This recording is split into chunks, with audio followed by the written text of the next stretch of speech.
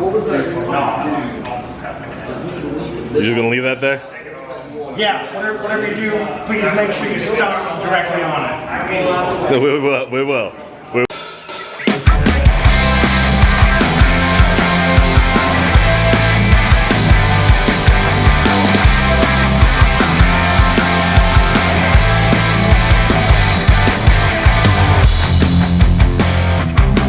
Welcome back to the Zero Height Vlog. We are in Quincy today. We are here with PWA. We're at Quincy Senior High School. It's exciting. We're on the road. I love it when PWA travels like this. See, there's two kinds of wrestling promotions. There's a wrestling promotion that kind of hangs out in their hometown and builds a real strong fan base and really kind of just caters to the same fans. And there's nothing wrong with that. That's a great promotion, and that's really the foundation of PWA. But PWA also gets out and travels. See, the other kind of promotion is the kind that like travels and gets around and is always in a different place.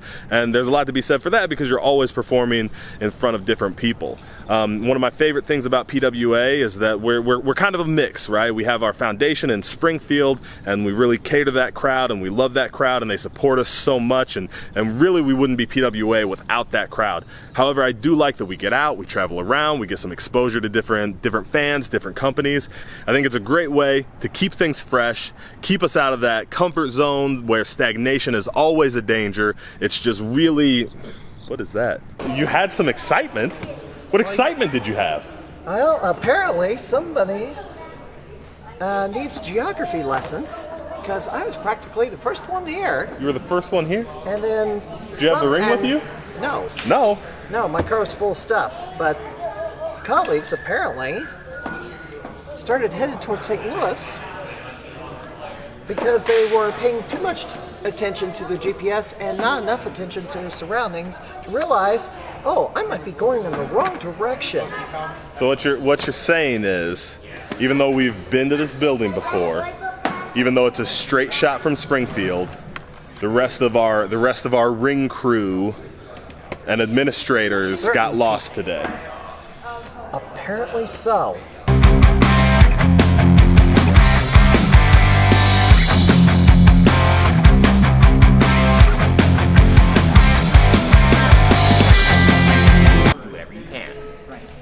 Notice. Take tickets, run concessions, usher people to their seats. What's up?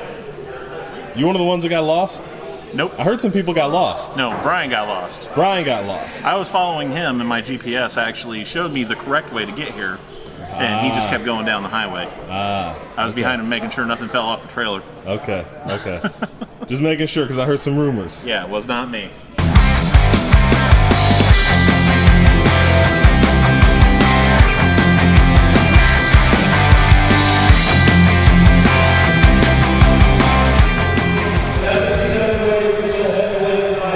So dark out there. I don't love how dark they have the setup out there. I don't think we have very many fans. I don't think we got a big crowd tonight, which is a little disappointing. Last time we were here, we actually did pretty well. I was pretty impressed. Sometimes when you travel this far, we're like 2 hours from our home base. Sometimes when you travel this far, it gets a little sticky to, you know, draw crowd and draw fans, and we don't have as much word of mouth, and we're not here every month, so it's not, you know, building the way it would build at home. Casey, how'd it go, brother? It went good. Yeah? Yeah. I told Dave Cardini the business. Gave him the business? That's right. How's the crowd looking out there? It's light?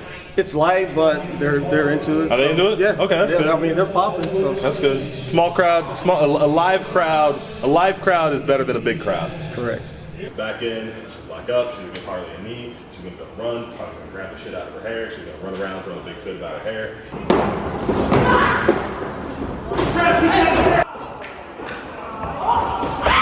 Yes! Murdered woman!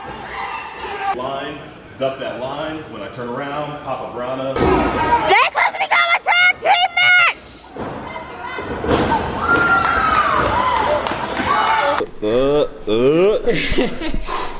just back from the match. Killed it. Stephanie took a shot at the PWA Women's Championship. How'd it feel? Felt good. And completely lost. No, I quit. That doesn't count. See what we're actually doing tonight. See, Harley's real opponent canceled, and Steph, as talented as she is not a wrestler. So what we're doing is we're tricking the fans into thinking they're seeing some women's wrestling tonight. IJ, how'd it feel? Great. Be in the ring with the superstar. You're in the ring. That was your. He's talking about. That was your one brush with greatness. How'd it feel? That was amazing. But he didn't touch me. It was great. Yeah, no.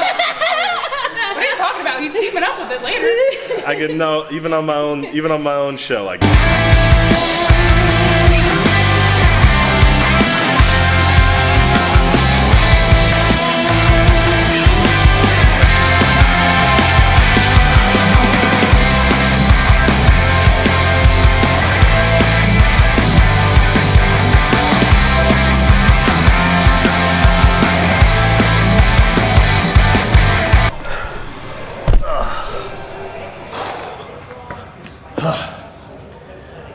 just back from the real match, killed it.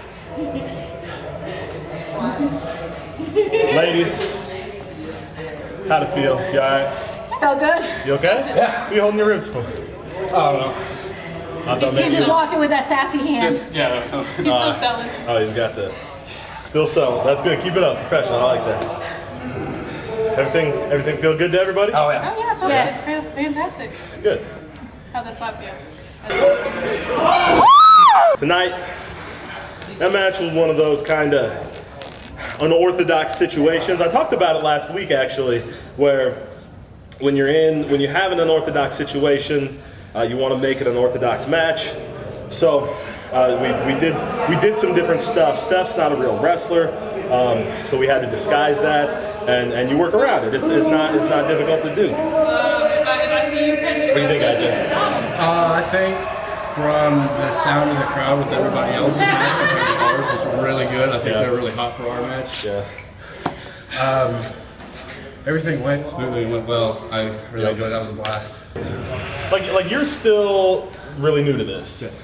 And a lot of guys when they're as new as you, they're so focused on like having a good match and what makes a good match and like wrestling. Mm-hmm. I think like with most new people, it's like everything has to go like as planned, what it was talked backstage, like word for word. Everything's got to go like that. If not, match wasn't good. It was messed up. I just get lost. I think that's probably my biggest problem is like trying to like, okay, like this, and this, like trying to make sure I have the order. And I think if anything, that's what would mess me up. Because I know I have it. It's just not as much confidence I wish I had. Because I know if I would just do it like I did tonight, because I told myself like we went over this one time. Yeah. That's it. Like I want to start getting in that habit instead of like. They went it over once. I went it over like 10 times to myself. You gotta realize that like the big thing for me was always being able to improvise. I knew I could improvise, so I wasn't worried I never worry if something goes wrong, right? And like the peace of mind in that is that like you're the only one who ever knows what went wrong. The crowd never knows what goes wrong. I also, man, I have such really mixed feelings about how pretty a match should be. I think there is a authenticity and organicness to matches that are a little ugly, right? So many matches these days, and so many like the modern wrestler wants like such clean spots and such pretty matches, and everything has flow and everything kind of builds. And man, you go back and watch like historically, like matches look more like fights You know, and there's definitely room for both. I'm not trashing anybody's, but if you can embrace some of that ugly, you know, and bring that into your match, I think it adds something to the match, you know, and when you can really respond and react and it's different than when you have like your match spotted all the way out and every step, you know every step. And that was my first chop, so thank you. Your first chop was a good one. Yeah, the second one was a total chop whiff. was, you know, I gotta say, I've been throwing chops. I was so excited that I was like,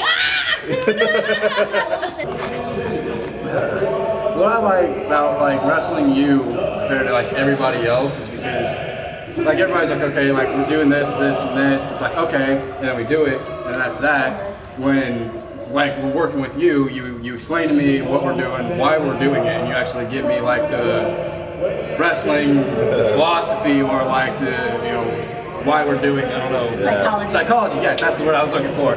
You mean the psychology of like what we're doing when nobody else really like gets in that detail with me about it. Yeah. And that's what I love. Like I think that's what makes somebody actually know wrestling, not necessarily like just the terms and like all the moves and whatnot. It's doing something and knowing why you're doing it. Yeah. Like you said last week, whenever we were in that unorthodox situation, this is why we were just, you know, catch the roll something. This is why we're doing this.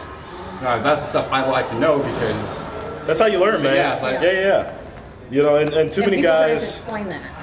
I'm not. Don't think about it. I'm not trying to call anybody out. I'm not trying. You know, obviously, I'm not saying any names, but I think there's a lot of guys who forget why and just focus on what they want to do, their backflip, and they want to do their spine buster, and they've got their big, special flip kick that they throw. You know, and they want to get all that stuff in, and they forget and lose track of why they want to get it in, what it fits in the match.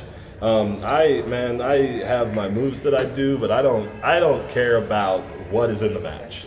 You know, like I'm visualizing the match, and like if we do this here, you know, like when we get to a spot, I try to think from every angle. Well, what if we do this? What if we go this way? What can we do here? And try to visualize like how the crowd is going to respond. What they're, you know what I mean? Like what? You literally watch his eyes like move back and forth, and like his head kind of.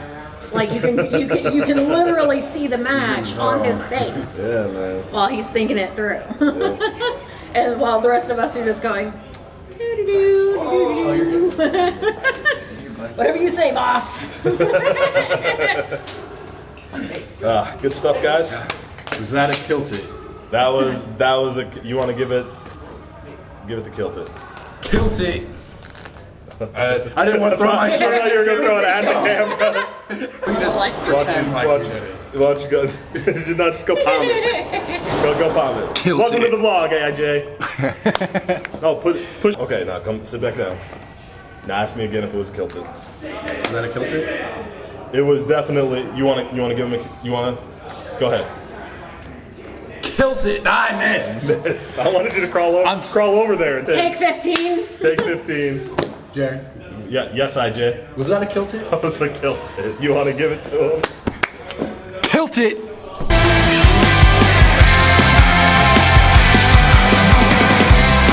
How'd you get lost on your way up here? It's a straight shot. It's like Springfield, like it's a straight shot. Well, technically we didn't get lost, but Crime Fighter thought we got lost. So we called Crime Fighter told me you got lost. No, we called him 60 miles out of Springfield, telling him we screwed up and went the wrong way, and we're seeing the arch, and we're in East St. Louis. At that point in time, he starts screaming and hollering. Finally, he figured it out when we were 10 minutes outside of town because Jason clued him in. We didn't get lost. Archie got lost. Why'd you ruin the joke, Jason? I didn't know the joke. I wasn't. I got lost in Quincy because it gave us the wrong address on the invite, and then the things we sent out was the wrong address. So I was on Chester Street. This place is a mess. This place is just a mess. Archie, did you hear about anybody getting lost coming in today? I was on Chester Street. We were 22 minutes in Quincy. 22 minutes. 22 minutes. I know that. And I know Quincy. And we were It was a wrong address. And we were here once. It was, thank you. It was a wrong address. But how do you go south? What was that? Going south, they went south. Who went south? Oh, they went Archie. south. Archie went to, He went to Auburn.